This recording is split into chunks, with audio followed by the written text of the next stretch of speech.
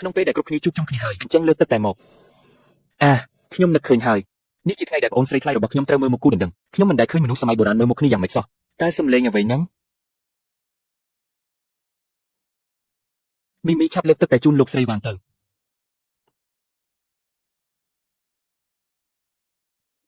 លោកស្រីអញ្ជើញពិសាតែ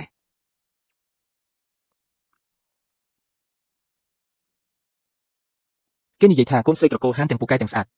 ថ្ងៃនេះបានឃើញផ្ទាល់ភ្នែកពិតជាមិនធម្មតាមែនមើលទៅកូនប្រុសខ្ញុំពិតជាសំណាងខ្ពស់ណាស់ដែលបាននាងអរគុណលោកស្រីវ៉ាងអូយលោកស្រីវ៉ាងមិនបាច់បន្ទាបខ្លួនពេកទេនរណាក៏ដឹងថាកូនប្រុសលោកស្រីជាមនុស្សស្មោះត្រង់ត្រកូលអភិជនចំណេះដឹងខ្ពស់សុចរិតយុត្តិធម៌ពិតជាស័ក្តិសមជាមួយអ្នកនាងហានដែលជាកូនស្រីអភិជនណាស់ពិតជាសមគ្នាឥតខ្ចោះល្អណាស់មនុស្សស្មោះត្រង់អី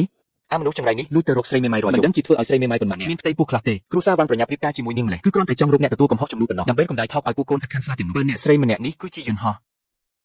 អញ្ចឹងគ្រូសាវ៉ាន់នេះគឺជាប្រលានយន្តហោះហើយលោកម្ចាស់លោកស្រីលោកម្ចាស់វ័យក្មេងតើមានរឿងអ្វីកើតឡើងមែនទេតើក្នុងទឹកតែមានអីមែនទេ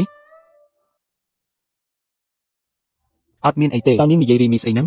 មីស្រីអាក្រក់នាងមិនចង់ឃើញខ្ញុំបានសុខមែនទេឈួតមែនតើខ្ញុំបាននិយាយអីមែនទេកុំមកស្រែកលោឡាដាក់ខ្ញុំទូអង្គស្រីចិត្តអាក្រក់ដូចខ្ញុំមិនមែនមកតាមចិត្តនាងឯងរហូតទេបានហើយមីលោកស្រីវ៉ាងនៅទីនេះនៅឡើយទេកុំធ្វើឲ្យគេសើចចំអកឲ្យយើងអីថ្ងៃក៏ជ្រេណាស់ហើយថ្ងៃនេះយើងជែកគ្នាប៉ុណ្ណឹងសិនចុះ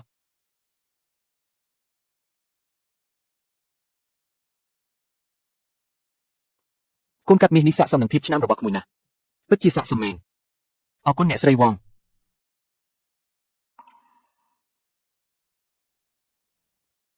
ក្នុងសម័យបុរាណការជូនកូនកាត់មាសមានន័យថាលោកអ៊ំស្រីពេញចិត្តកូនប្រសាស្រីម្នាក់នេះហើយមើលទៅហាន់មីមិនច្បាស់ជាត្រូវរៀបការចុងគ្រួសារវងហើយជាវ៉ាចេញមកប្រាប់សាច់រឿងបន្តមើលប្រឡំលោកនៅមិនទាន់អានចប់ផងក្រោយពេលហាន់មីមានរៀបការចូលគ្រួសារវងនាងនៅតែគ្មានកូនគ្រួសារវងស្រឡាញ់ស្រីស្នំហើយបោះបង់ប្រពន្ធមិនត្រឹមតែលេបយកថ្លៃបណ្ណាការរបស់ហាន់មីទេថែមទាំងបញ្ជូនហាន់មីទៅបម្រើផ្លូវភេទទៀតក្រោយពេលគ្រួសារហាន់រលាយមិនអាចទេឆោឡោធ្វើអីហ្នឹងចង់ធ្វើឲ្យគេភ័យស្លាប់ឬបានហើយយល់ពុកចង់ជេរជាមួយកូនតែម្នាក់ឯងបន្តិចចាយុខាន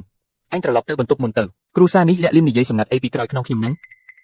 ឈៀវបេតើពេលណាទៅវិជាអានចិត្តរបស់អញប្រើបានមិនមែនអញថាមិនចង់ដឹងរឿងបុគ្គលរបស់គេទេខ្ញុំគ្រាន់តែធ្វើប៉ុទេអញជឿមិនមែនអញ្ចឹងលោកពុកអ្នកម៉ែកូនប្រសាសុំលាសិនហើយទៅចុះកូនប្រសាទៅមែនតែនហើយណា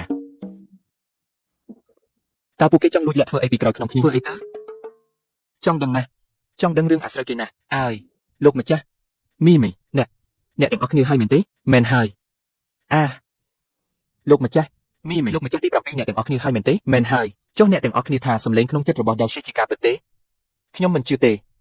មិនដឹងគាត់ទៅរៀនវិជ្ជាបញ្ឆោតចិត្តមនុស្សមកពីណានោះទេអាយ៉ារឿងនេះត្រូវតាមដានបន្តទៀតចាបងប្រុសពិតជាខុសប្លែកពីមុនមែនរឿងនេះមិនអាចធ្វើប្រហែលបានទេវាពាក់ព័ន្ធនឹងសុភមង្គលមួយជីវិតរបស់មីសំណាងហើយដែលរឿងនេះនៅមានឱកាសកែប្រែពី3ថ្ងៃទៀតអ្នកកំឡោះត្រកូលវងនឹងអញ្ជើញមីទៅដើរលេង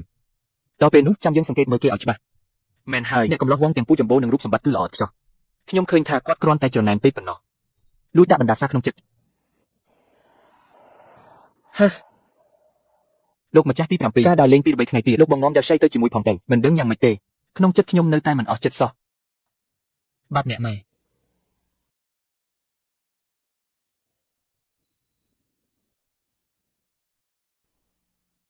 វ៉ានេះពិតជាជីវិតអ្នកមានដ៏ស្រស់បំព្រងមែនសប្បាយអស់ទោះហើយយើងប្រុសម្នាក់នេះពិតជាសង្ហាខ្លាំងមែនប្រកាសជាមានភាពកក់ក្ដៅខ្លាំងហើយនេះជាកូនប្រុសរបស់ស្ដេចខ្លាអីទៅបើឯងស្ទុះទៅថើបគេឲ្យខ្លាំងឥឡូវនេះច្បាស់ជាធ្វើឲ្យគេស្អប់ឯងខ្លាំងបំផុតមិនខាន